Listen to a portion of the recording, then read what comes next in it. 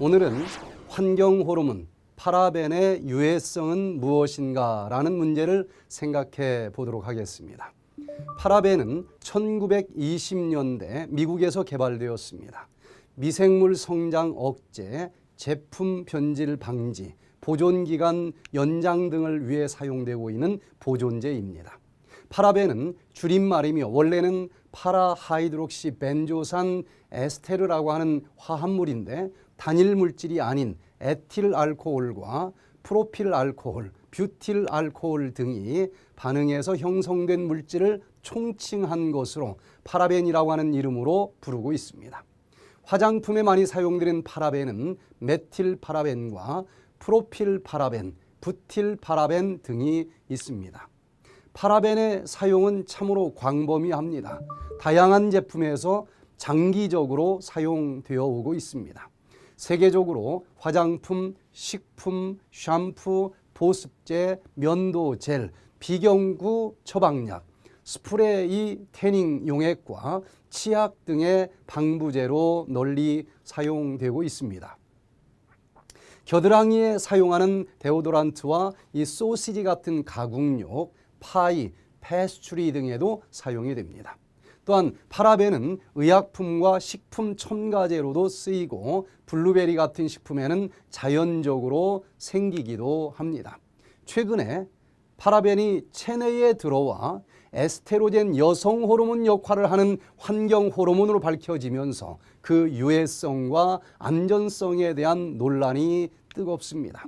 영국 레딩 대학교 생물학부 다버 박사 연구팀은 37세에서부터 91세에 이르는 다양한 연령층의 영국 여성 40명을 대상으로 겨드랑이 인근에서부터 흉골까지 피험자 1명당 4개 부위별로 총 160개 유방조직 샘플을 채취했습니다.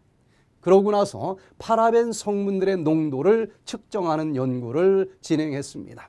암세포를 분석했더니 99%에서 파라벤이 검출되었다라고 발표를 했습니다.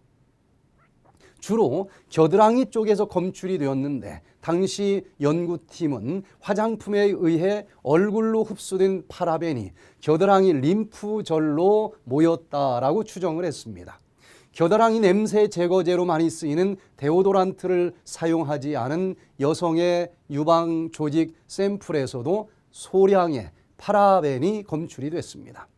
이 사실을 가지고 파라벤과 유방암의 상관성을 부인하고 싶어하는 사람들은 파라벤은 꼭 데오도란트를 사용하지 않아도 검출되었으니 상관성이 없다고 주장을 합니다. 그러나 파라벤은 데오도란트에만 함유되어 있는 것이 아니고 얼굴에 바른 화장품에도 많이 함유되어 있습니다. 그리고 데오도란트를 겨드랑이에 뿌린 자들은 더 많은 파라벤이 발견되었으니 파라벤이 유방암의 발생과 상관관계가 있다는 사실을 부인하기는 어려운 결과라고 생각을 합니다. 마지막으로 유방암에 안 걸린 일반 여성과 비교해보니 특히 유방암 환자에게서 더 많은 파라벤이 검출이 되었습니다. 결과적으로 연구자들은 화장품이나 기타 제품을 통해서 파라벤에 많이 노출될 경우 유방암의 위험성을 높일 수 있다는 결론을 발표하게 된 것입니다. 파라벤과 자궁에 대한 에스테로겐의 효과에 대한 연구 결과도 있습니다. Environmental Research Journal 1977년도판에 의하면 파라벤 노출에 따른 효과는 양에 의존하고 어린 시기에 노출될수록 민감한 것으로 나타났습니다. 어린 생쥐에게 벤질 파라벤을 등 쪽 피부에 3일 동안 매일 33mg씩 피하 투여를 했습니다.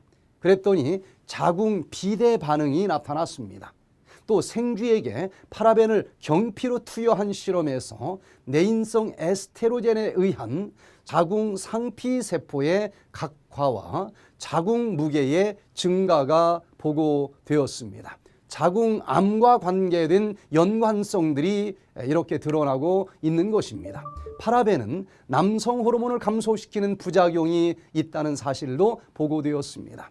파라벤의 항안드로젠성 작용은 수컷 생식계의 기능을 방해한다는 사실이 Toxicology and Industrial Health Journal 2001년도 호에 발표가 되었습니다. 시기를 통해서 부틸 파라벤을 섭취한 쥐의 부고환과 저정랑 무게가 감소되었고, 메틸 파라벤과 부틸 파라벤의 섭취는 부고한 미부의 정자량의 유의적인 감소를 일으켰고, 파라벤 수준이 높을수록 혈청 테스토스테론 농도는 감소가 되었다는 연구 결과가 발표가 된 것입니다. 100세 시대의 행복은 건강이 좌우합니다. 오늘은 환경 호르몬 파라벤의 유해성은 무엇인가에 대해서 살펴보았습니다. 천문 천답 강좌를 마칩니다. 감사합니다.